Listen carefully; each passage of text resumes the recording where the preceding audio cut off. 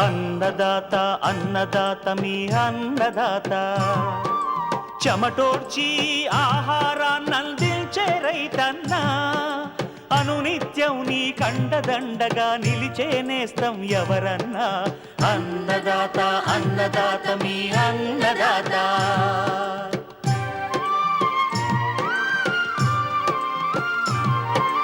నూతన రీతుల సాగుబడికి నూరింతలు పెరిగే దిగుబడికి సూచనలిచ్చే సస్య రక్షణకు పశు పోషణకి శాస్త్ర విజ్ఞానం అందించి ముందుకు నడిపే తెలుగు రైతు భారతదేశానికి మకుటం అయ్యేలా తీర్చిదిద్దే ఆశయంతో మిమ్ము మేలు కొలిపేది అన్నదాత అన్నదాత అన్నదాత మీ అన్నదాత అన్నదాత అన్నదాత మీ అన్నదాత. అన్నదాత ప్రేక్షకులకు నమస్కారం. ఈనాటి ముఖ్యాంశాలు: టమాటాలు కాయపగుళ్లు నివారణ,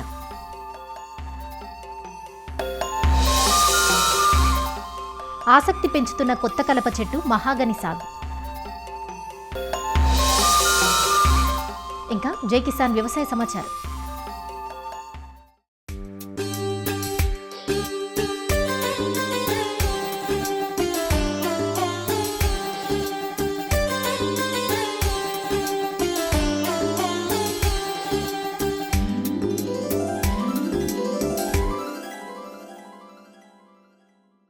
సంవత్సరం పొడవునా సాగు చేయదగ్గ కూరగాయ పంట టమోటా. వేసవి పంటగా సాగు చేసిన పైరు ప్రస్తుతం పూత పిందె కోత దశల్లో ఉంది. కోత దశలోని టమోటా తోటల్లో రైతులు ఎదుర్కొనే ప్రధాన సమస్య కాయపగుళ్లు. వేసవి పంటలో ఈ సమస్య ఎక్కువగా ఉంటుంది. దీనివల్ల దాదాపు 5 నుంచి 10% పంటను నష్టపోవలసి వస్తోంది. అసలు కాయపగుళ్లు ఏ ఏ కారణాల వల్ల ఏర్పడతాయి, నివారణకు ఎలాంటి చర్యలు పాటించాలో ఈనాటి కార్యక్రమంలో తెలుసుకుందాం.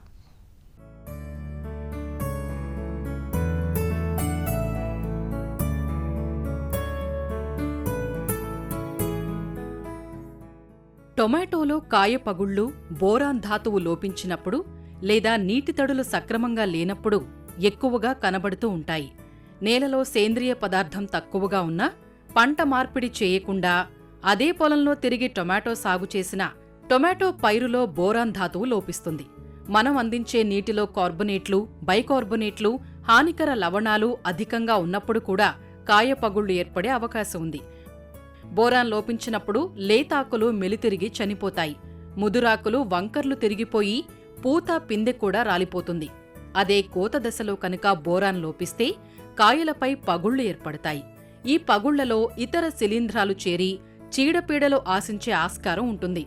ఇలా పగిలిన కాయల్లో నిల్వ సామర్థ్యం కూడా తక్కువగా ఉంటుంది. ఇలాంటి కాయలు మార్కెట్ చేయటానికి పనికిరావు. కాబట్టి సాగు ప్రారంభం నుంచే సమగ్ర పోషక యాజమాన్యాన్ని తప్పనిసరిగా పాటించాలి. దీనివల్ల పైరుకు కావలసిన పోషకాలన్నీ సమతుల్యంగా అంది దిగుబడులు నాణ్యంగా ఉంటాయి. నీటి తడుల విషయంలోనూ రైతులు జాగ్రత్తగా ఉండాలి. నేల రకాన్ని, వాతావరణ పరిస్థితులను బట్టి ప్రతి 3-4 రోజులకు ఒకసారి నీటి తడిని ఇవ్వాలి. రైతులు డ్రిప్ను ఏర్పాటు చేసుకుంటే నీటితో పాటు ఎరువులను కూడా ఫర్టిగేషన్ పద్ధతిలో అందించే అవకాశం ఉంటుంది. దీనివల్ల నీరు, ఎరువుల వినియోగం సామర్థ్యం బాగుంటుంది. రైతుకు ఖర్చుతో పాటు శ్రమ తగ్గుతుంది.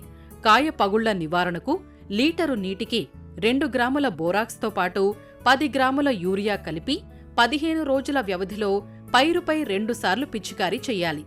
దీంతో కాయ పగుళ్ల సమస్యను అధిగమించి నాణ్యమైన అధిక ఉత్పత్తిని పొందే అవకాశం ఉంటుంది.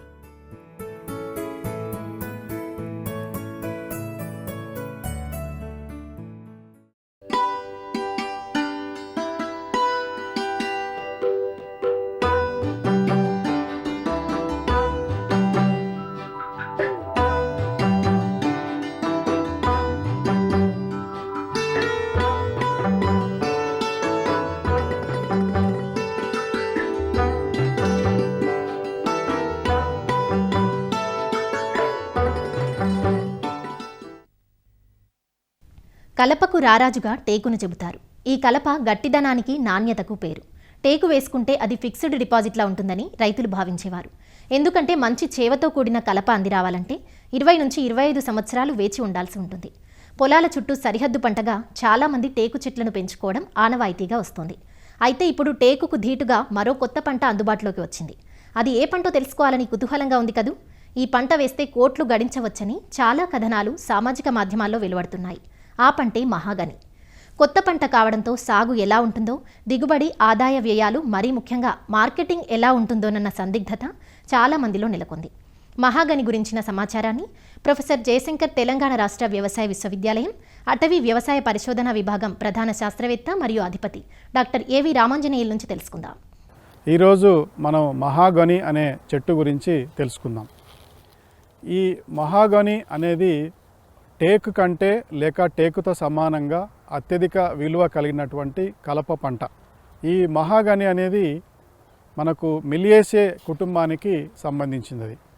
ఈ యొక్క చెట్టుకు సంబంధించి 4 రకాల జాతులు ఉన్నాయి.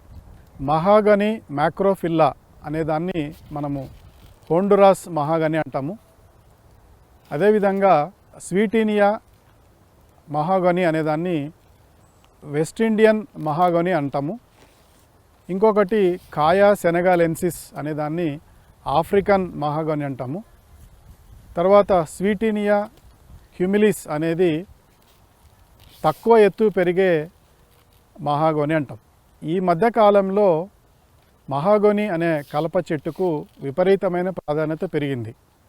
దీనికి కారణం ఏంటంటే ఇది కూడా మిగతా చెట్లలాగానే బహుళ ప్రయోజనకారి. అంటే టేకుతో సమానంగా లేకంటే టేకు కంటే ఎక్కువ విలువ కలిగిన కలప చెట్టు. ఇందులో ఉన్న ముఖ్యమైన ప్రత్యేకత ఏంటంటే ఈ కలపకు సంబంధించి ఎరుపు మరియు గోధుమ వర్ణంలో రంగు ఉంటుంది. అయితే ఈ కలపను మనము పాలిష్ చేసే కొద్దీ యొక్క రంగు అనేది బాగా బలపడుతుంది, బాగా మెరుస్తుంది. కాబట్టి వివిధ పరిశ్రమల్లో దీనికి మంచి గిరాకీ ఉంది, మంచి విలువైన పంట. ఈ చెట్లు ఎక్కువగా గుజరాత్ మరియు రాజస్థాన్ రాష్ట్రాలలో కొన్ని కంపెనీ వారు కాంట్రాక్ట్ పద్ధతిలో ప్రోత్సహిస్తున్నారు. తర్వాత ఈ మహాగనిని ఆయుర్వేద వైద్యంలో కూడా వాడే అవకాశం కూడా ఉంది. ఈ మహాగని సాగు విధానంలో మొట్టమొదటగా ఏంటంటే ఏప్రిల్ మే మాసాలలో 1.5 అడుగు పొడవు, వెడల్పు మరియు లోతు ఉండే విధంగా గుంతలను ఏర్పాటు చేసుకోవాలి. మొక్కల మధ్య లేక వరుసల మధ్య కనుక చూసుకున్నట్లయితే 6 నుంచి 10 అడుగుల నిడివిలో వరుసల మధ్య కానీ మొక్కల మధ్య కానీ ఉంచాలి. ఈ గుంతలను తీసిన తర్వాత 2 వారాల పాటు దాన్ని అదేవిధంగా సూర్యరశ్మికి తగిలేలా బాగా దాన్ని వదిలేయాలి. ఆ 2 వారాల తర్వాత ప్రతి గుంతలో కూడా దాదాపుగా 5 కిలోల వానపాముల ఎరువు కానివ్వండి లేక పశువుల ఎరువు కానివ్వండి వేసుకోవాలి. దాంతోపాటుగా ఫాలిడాల్ డస్ట్ ఒక 100 నుంచి 150 గ్రాములు వేసుకోవాలి. దీంతోపాటుగా 200 గ్రాములు వేప చెక్క పొడిని కూడా వేసుకున్నట్లయితే మనకు చీడపీడల బెడద అనేది ఎక్కువగా సమస్యగా ఉండదు. ఎప్పుడైతే వర్షాలు ప్రారంభమవుతున్నాయో ఆ సమయంలో అంటే జూన్ జూలై మాసంలో ఈ యొక్క మహాగని మొక్కలను నాటుకోవాలి. ఈ యొక్క మహాగని మొక్క ఒక్కొక్కటి 80 రూపాయల వరకు ఉంటుంది. దీంతో పాటుగా రవాణా ఖర్చులు అదనంగా ఉంటాయి. ఎరువుల యాజమాన్యం విషయానికి వస్తే 3 10లు లేక 3 14లు లేక 3 17లకు సంబంధించి ఎరువులను ప్రతి చెట్టుకి ఒక 50 నుంచి 100 గ్రాముల చొప్పున వేసుకోవాల్సి వస్తుంది. తర్వాత సంవత్సరానికి 2 సార్లు పశువుల ఎరువు కానివ్వండి, వానపాముల ఎరువు కానీ ప్రతి చెట్టుకు ఒక 5 కిలోల చొప్పున వేసుకుంటే మంచిది. ఈ చెట్లు కాల్షియంను ఎక్కువగా గ్రహిస్తాయి కాబట్టి సున్నం తక్కువగా ఉండే ప్రాంతాలలో 2 లేక 3 టన్నుల వరకు 1 హెక్టారుకు కాల్షియం కార్బోనేట్ సున్నంను మనము పొలానికి అందించవలసి వస్తుంది. అదేవిధంగా నత్రజని, భాస్వరము, పొటాషు, కాల్షియము, జింక్ ఇవన్నీ కూడా చాలా ముఖ్యమైనవి. వీటితో పాటుగా సూక్ష్మ ధాతువుల లోపం కూడా రాకుండా ఉండడానికి చెట్ల మీద సూక్ష్మ ధాతువుల మిశ్రమాన్ని 1 గ్రాము చొప్పున 1 లీటర్ కలిపి చెట్ల పైన సంవత్సరానికి 2 సార్లు పిచికారీ చేసుకోవాలి. తర్వాత నీటి యాజమాన్య విషయానికి వస్తే ఈ మహాగని చెట్లను వర్షాకాలంలో జూన్ జూలై మాసంలో నాటుతాం కాబట్టి వర్షాలు సరైన సమయానికి వచ్చినట్లయితే నీరు ఇవ్వాల్సిన అవసరం లేదు. అలా కాకుండా వర్షాలు సరిగా రాకపోతే వర్షాభావ పరిస్థితులు బెట్ట పరిస్థితులు వస్తే చెట్టు నాటినప్పటి నుంచి ఏనుకునేంత వరకు రెగ్యులర్గా మనము నీరు ఇవ్వాల్సి వస్తుంది. ఈ యొక్క నీటిని సాంప్రదాయ పద్ధతిలో కానివ్వండి లేదా బిందు సేద్య పద్ధతిలో కానీ ఇవ్వాలి. అదేవిధంగా వర్షాకాలం అయిపోయిన తర్వాత 10 నుంచి 15 రోజులకు ఒకసారి నీరు ఇస్తే సరిపోతుంది. మురుగు నీరు నిల్వకుండా ఉండే విధంగా చూడాలి, లేదంటే చెట్లు చనిపోయే అవకాశం ఉంటుంది, చెట్లు సరిగా పెరగకపోవచ్చు కూడా. కాబట్టి మురుగు నీరు లేకుండా చూసుకోవాల్సిన అవసరం ఉంది. ఈ యొక్క మొక్కలు ఎటువంటి నేలల్లో అయినా సాగు చేయడానికి అవకాశం ఉంది. కాకపోతే మంచి సారవంతమైన ఎర్ర నేలలు లేక ఎర్రమట్టితో కూడిన లోమ్ నేలల్లో బాగా మొక్కలు పెరుగుతాయి. దీంతో పాటుగా లోతైన అల్లూవియల్ నేలల్లో ఈ యొక్క మొక్క మంచిగా పెరిగి మంచి టన్నేజ్ రావడానికి అవకాశం ఉంటుంది. ఈ యొక్క భూమి యొక్క pH మాత్రము 6 లేక 6.5 వరకు ఉండే విధంగా సాగు చేయడానికి అవకాశం ఉంది. తర్వాత ఈ చెట్లను ఉష్ణ మండలాలు, ఉప ఉష్ణ మండల ప్రాంతాల్లో ఎక్కడైతే వర్షాభావ పరిస్థితులు లేక వర్షాలు బాగా పడతాయో అటువంటి ప్రాంతాల్లో ఈ పంటను సాగు చేసుకోవచ్చు. తర్వాత మనం వేసే భూమిలో సూర్యరశ్మి బాగా తగిలే ఉండే విధంగా ప్రాంతాలను ఎంపిక చేసుకొని ఈ యొక్క చెట్లను పెంచుకోవాల్సిన అవసరం ఉంది.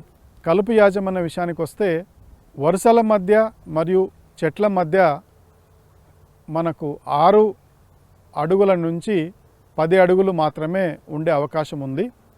కాబట్టి పవర్ టిల్లర్ సహాయంతో కానీ ఎడ్లతో లాగబడే యంత్రాలతో కానీ మనము కలుపును నివారించడానికి ఆస్కారం ఉంది. లేదా చెట్ల మీద పడకుండా పారాక్వాట్ అనే కలుపు మందును కనుక 5 మిల్లీలీటర్ 1 లీటర్ నుండి కలుపుకొని కేవలం కలుపు మీద మాత్రమే పడే విధంగా పిచికారీ చేసినట్లయితే చెట్లకు నష్టం కాకుండా కేవలం కలుపు మాత్రమే చనిపోయే విధంగా నియంత్రించబడే విధంగా మనకు ఆస్కారం ఉంది. ఈ యొక్క పంటను వివిధ రకాల చీడపీడలు ఆశించే అవకాశం ఉంది.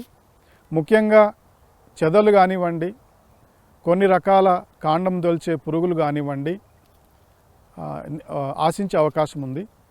చెదల నివారణకు చెట్లు నాటేటప్పుడే గుంతల్లో ఫాలిడాల్ డస్ట్ కానివ్వండి, క్లోరోపైరిఫాస్ పొడి మందు కానివ్వండి 100 గ్రాములు ఒక చెట్టుకు కనుక వేసినట్లయితే గుంతలో చెదల నుంచి నివారణ చేసుకోవడానికి అవకాశం ఉంది. ఒకవేళ చెట్లు ఏనుకున్న తర్వాత పెరిగేటప్పుడు చెదలు కనుక వచ్చినట్లయితే అప్పుడప్పుడు ఆ చెట్ల వెంబడి ఆ కాండం వెంబడి ఉన్న చెదలను తీసివేయడము, దానికి సున్నము లేక జాజు లాంటి రాసినప్పుడు పంట పైన పూత పూసినప్పుడు మనం వీటి నుండి కాపాడుకోవచ్చు. తర్వాత కాండం తోల్చే పురుగు లాంటివి వచ్చినప్పుడు మన క్షేత్రస్థాయి పంటల్లో వాడే కాండం తోల్చే పురుగు ఎటువంటి మందులైతే వాడతామో అటువంటి మందులను కూడా మనము ఈ యొక్క మహాగనిలో వాడి మనము దీన్ని నియంత్రించుకోవడానికి అవకాశం ఉంది. తర్వాత ఈ చెట్లు అనేటివి దాదాపుగా 20 మీటర్ల ఎత్తు వరకు పెరుగుతాయి. కాకపోతే స్వీటీనియా హ్యూమిలిస్ అనేది మాత్రం 6 మీటర్ల ఎత్తు మాత్రమే పెరిగి కురచగా ఉంటుంది. ఈ యొక్క చెట్లు టేకు చెట్ల మాదిరిగానే 20 నుంచి 30 సంవత్సరాలకు కోతకు వస్తాయి. అయితే 12 సంవత్సరాలు వయస్సు ఉన్నప్పటి నుంచి మనము కోత కోయడం ప్రారంభించుకోవచ్చు. ఆ విధంగా 2 సార్లు మనము దీన్ని కట్ చేసి మార్కెటింగ్ చేసుకోవడానికి అవకాశం ఉంది. ఉదాహరణకు 12 సంవత్సరాల చివరిలో గనక మనము అమ్ముకోవడానికి సిద్ధంగా ఉన్నట్లయితే ఒక చెట్టు 25 నుంచి 27 సెంటీమీటర్ల కైవారము వచ్చినట్లయితే మనం దీన్ని కోత కోసి అమ్ముకోవడానికి అవకాశం ఉంది. ఉదాహరణకు ఒక చెట్టు నుంచి 20 క్యూబిక్ ఫీట్ల కలప కనుక వచ్చినట్లయితే ఎకరానికి 1000 నుంచి 1200 మొక్కలు ఉన్నాయనుకున్నప్పుడు, ఉదాహరణకు 1000 మొక్కలే ఉన్నాయనుకున్నప్పుడు 1000 మొక్కలు ఇంటూ 20 క్యూబిక్ ఫీట్ల కైవారం కనుక లెక్కేసినట్లయితే 20,000 క్యూబిక్ ఫీట్ల కలప లభిస్తుంది. మార్కెట్లో మంచి ట్రేడరు లేక మధ్యవర్తి కనుక దొరికినట్లయితే 1 క్యూబిక్ ఫీట్కి 250 రూపాయల చొప్పున మార్కెట్ కనుక ఉన్నట్లయితే మనకు 12 సంవత్సరాల చివర 50 లక్షల రూపాయల నికర ఆదాయం లభించే అవకాశం ఉంది. అయితే ఈ 12 సంవత్సరాల్లో సాగు ఖర్చు ఎంత అని చూస్తే ఎప్పుడైతే దుక్కి దున్ని మనం మొక్కలు నాటుతామో ఆ సంవత్సరము ప్రతి మొక్కకు 80 రూపాయలు చొప్పున వేసుకున్న 1000 మొక్కలు అనుకున్నప్పుడు 80,000 రూపాయలు మనకు మొక్కలు కొనడానికే అవుతుంది. దాంతోపాటుగా గుంతలు తీయడానికి సాగు చేయడానికి మరొక 20-30 వేల రూపాయలు అవుతుంది. ఆ విధంగా మొదటి సంవత్సరమే 1,00,000 రూపాయలు ఖర్చు వస్తుంది. ఆ తర్వాత 11 సంవత్సరాలు కేవలం 1,00,000 రూపాయలు మాత్రమే వస్తుంది. తద్వారా 12 సంవత్సరాల్లో 2 లక్షల రూపాయలు ఖర్చు పెట్టినా కూడా 50 లక్షలు 12 సంవత్సరాల చివర ఆదాయం వస్తే ఈ 2 లక్షల రూపాయలు ఖర్చు తీసేస్తే మిగతా అంతా మనకు నికర ఆదాయంగా మిగిలిపోతుంది.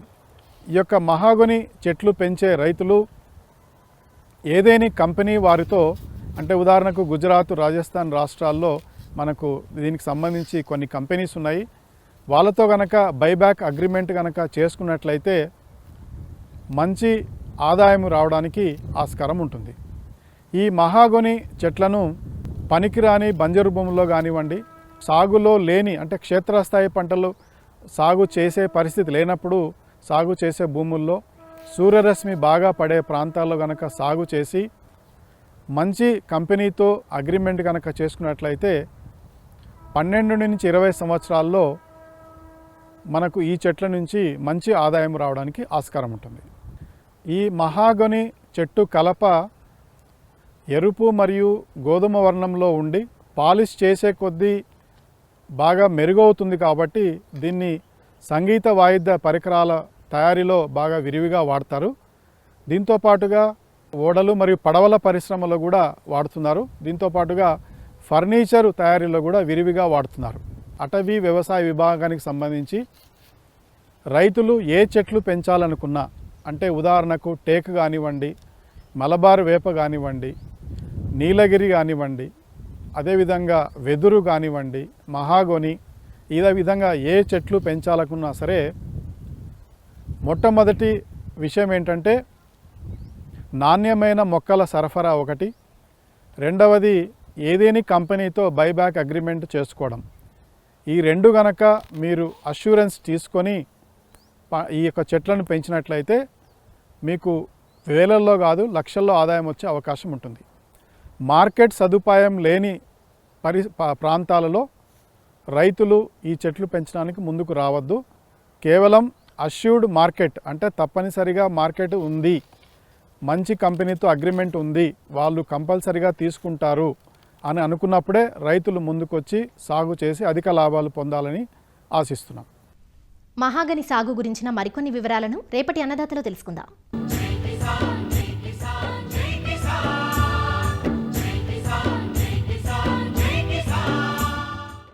వ్యవసాయ సమాచారం ఇప్పుడు జై కిసాన్లో చూద్దాం.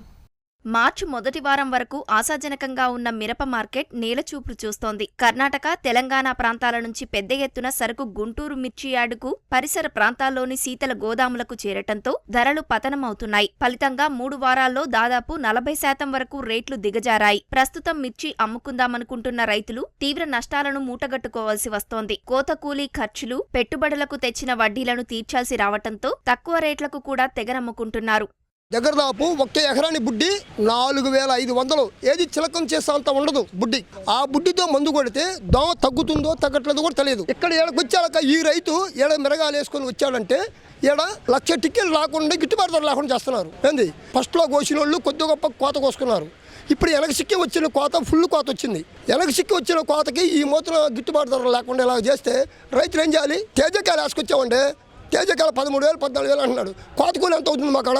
కోత కూలి వచ్చేసి ఇప్పుడు ఎండాకాలం కోత కూలి 12 దాకా కూడా ఉంటుందా 300 అంటున్నారు. నేను 2 ఎకరాలు కౌలు చేసినాను. అంతా 2 ఎకరాలు కలిసినా 20 క్వింటాలు వెళ్ళలేదు. ఇప్పుడు లాస్ట్ కోత వచ్చినాను. ఇప్పుడు 9,000 అడిగినారు. ఇంతకుముందు 13,000 అమ్ముకుని పోయినాను. ఇప్పుడు 9,000 వచ్చినాయి. అది 100 మంది కోత తెంపినారు. ఒక కోత లాస్ట్ కోత. వాళ్ళకి పెట్టుబడి కూడా వస్తుందో లేదో కూలీలకు అన్నట్టు ఉంది సార్. మా సరుకు మార్కెట్కి వచ్చే వరకు 13,000 14,000 పోయినారు సార్. ఏం లేదు. అప్పుడు ఉంది కానీ మా సరుకు మార్కెట్కి వచ్చే వరకు డౌన్ అయిపోయింది రేటు. ఇంకా అమ్మకుంటే ఏం చేస్తావు సార్? ఇంటికాడ అప్పులే పాలే, మందులకి కట్టాలా, కూలీలకి ఎలా. ఏసీ కాడ గోడం కాడ పోతే 20 బస్తాలు తీసుకున్నాము, 50 బస్తాలు అయితే తీసుకుంటాం అంటున్నారు వాళ్ళు ఏసీ గోడానికి. దానికి అంతా 100-200 బాడీ అంట ఒక సంచికి సంవత్సరానికి. ఇంకా ఆ బాడీకి కూడా వస్తుందో లేదో. నీరుటివే మావి ఇంకా 100 సంచులు ఏసీ గోడంలో ఉన్నాయి. వ్యాపారస్తులు ఎక్కడైతే మార్కెట్లో ఎక్స్పోర్ట్ లేదు, దానివల్ల ఇట్లా అవుతుంది అంటున్నారు. మాకెళ్ళి వచ్చేసి మిరప రైతులు చాలా నష్టాల్లో కూరుకుపోయినారు. ఎందుకనగా పంటలు ఈ సంవత్సరం దాదాపుగా 10 క్వింటాల నుంచి 15 క్వింటాల వరకే వచ్చినాయి. అందులో వర్షాలు లేక కొన్ని మిరప తోటలు ఎండిపోయినాయి. తర్వాత ఇక్కడికి వచ్చేసరికి రేట్లు చూసేసరికి పోయిన సంవత్సరానికి ఈ సంవత్సరానికి చాలా వరకు రేట్లు పూర్తిగా డౌన్ అయిపోయినాయి. 18,000 కాడ నుంచి ఈ రోజు వచ్చేసరికి 9,000 వరకు వచ్చింది. మొత్తం పెట్టుబడి లెక్కేసుకుంటే ఎకరానికి వచ్చేసి 1 లక్ష నుంచి 2.5 లక్ష వరకు, అంటే రైతును బట్టి అక్కడ పొలం పరిస్థితిని బట్టి వచ్చే చీడపీడలను బట్టి వ్యవసాయం ఖర్చు కూడా చాలా పెరిగింది. వచ్చే కాయ రైతులు చాలా వరకు ఇక్కడికి వచ్చాక పరిస్థితులు అమ్ముకోవాలా, ఏసీలో పెట్టుకోవాలా. ఏసీలో పెట్టుకుంటే ఏసీలు నిండాయి. Last year మిరపకాయలే అమ్ముకోలేదు. ఈ ఇయర్ ఏసీలో పెట్టుకున్నాం అనుకో రేటు ఏ విధంగా ఉంటుంది, ఇంటి దగ్గర పెట్టుబడులకు మనం డబ్బులు ఎక్కడి నుంచి తెచ్చుకోవాలా అనే కొంచెం ఆలోచనలో చాలామంది కూడా అమ్ముకుంటున్నారు.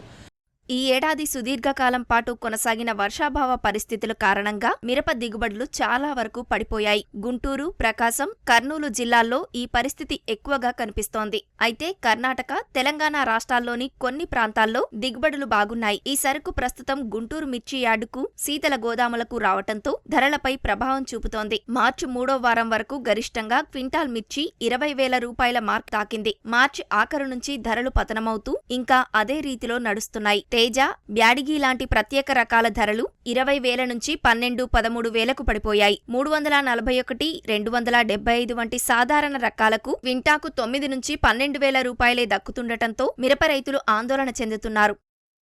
రేట్లు ఏం లేవండి, పెద్దగా 12, 13, 14 ఉంటున్నారు. ఇప్పుడు కోత కూలీలకే రావటంలా కూలీ 450, 400. పొద్దున్నే పోయి 12 దాకా ఉండా కానీ 350, 400 అంటున్నారు. ఆ కూలీలకే సరిపోతున్నాయి. ఇంత బుడ్డి తెస్తే 2,000, దానికే సరిపోతుంది. 20,000 అంటమే కానీ ఫస్ట్లో అమ్మారు, ఇప్పుడు లేవు. ఏమో కాయలు ఎక్కువ వస్తున్నాయి, రేట్లు తగ్గుతున్నాయి. అమ్ముతున్నాము, మరి కూలీ నాలీలకి ఏం చేయాలా? పక్క రైతుల దగ్గర వడ్డీకి తీసుకొచ్చి పెట్టి ఉన్నాము, వాళ్ళకి ఇవ్వాలి కదా. ఇవ్వకపోతే మళ్ళీ మరుసటి చివరిగా మళ్ళీ వేసుకోలేము. 20 అన్నారు కానీ 27 ఒకటి పడతాయి, అందరికీ పడవు. తగ్గిన వాళ్ళకి 16, 17, 18. 12,000 కాడ నుంచి 13,000, 14,000, 6,000, 7,000 పోతున్నాయి సార్. రేట్లు అయితే ఏం పెద్దగా లేవు. మామూలుగా బేడగ రకం అయితే చాలా తగ్గిపోయినాయి. జనాలందరూ ఏసీలో పెట్టుకొని రైతులు పొలాలలో పెట్టుకొని ఉన్నారు. ఫస్ట్ 22,500 మధ్యలో పోయినాయి. ఇప్పుడైతే చాలా తగ్గిపోయినాయి సార్. పెట్టుబడులు ఎక్కువ వస్తున్నాయి. పురుగు మందులు చాలా విపరీతంగా పెరిగిపోయినాయి. రైతులు ఏం చేసుకోవాలన్నా కానీ చాలా ఇబ్బందులు పడుతున్నారు. ఏం గిట్టుబాటు ధర ఏం లేదు సార్. 6,000, 7,000 అంటున్నారు. 341 ఈ రేట్ల కింద అయితే 18,000, 15,000, 16,000. శివరాత్రి పండుగ నుండి బాగా డౌన్ అయిపోయింది రేటు. ఏమనంటే కాయ ఎక్కువ వస్తుంది, సైజు తక్కువ ఉంది అంటున్నారు. కర్ణాటక సైడ్ నుండి వస్తుంది కాయ అంటున్నారు, ఇక్కడ తెలంగాణ వస్తుంది అంటారు. మనం ఏం చేద్దాం, క్వాలిటీ నెంబర్ 1గానే ఉంది. ఏమనంటే బాగానే ఉండే క్వాలిటీ ఉంటారు, కానీ మళ్ళీ రేట్ ఎంత తక్కువ అంటే కొన్ని వాళ్ళు రాకున్నారు, మేమేం చేయాలంటున్నారు. ఎగుమతులు నిరాశాజనకంగా ఉండటం, శీతల గోదాముల్లో సరుకు నిల్వలు పేరుకుపోవటం వల్ల మిర్చి ధరలు మందకొడిగా సాగుతున్నాయి. ఈ ప్రభావం మరింత కాలం ఉండొచ్చన్న అంచనాలు రైతులను కలవరపెడుతున్నాయి. మరిన్ని విభిన్న అంశాలతో రేపటి అన్నదాతలో మళ్ళీ కలుసుకుందాం. అంతవరకు సెలవు, నమస్కారం. అన్నదాతలు తమ సందేహాలు, సమస్యలను 1800-425-4085 టోల్ ఫ్రీ నెంబర్లో ఉదయం 10 నుంచి 11 గంటల మధ్య పని దినాలలో సంప్రదించగలరు. ఈ కార్యక్రమాన్ని యూట్యూబ్లో www.youtube.com/అన్నదాత ఈటీవీ లింక్ ద్వారా వీక్షించవచ్చు. అన్నదాత కథనాలు ఈటీవీ విన్ మొబైల్ యాప్లో వీక్షించండి.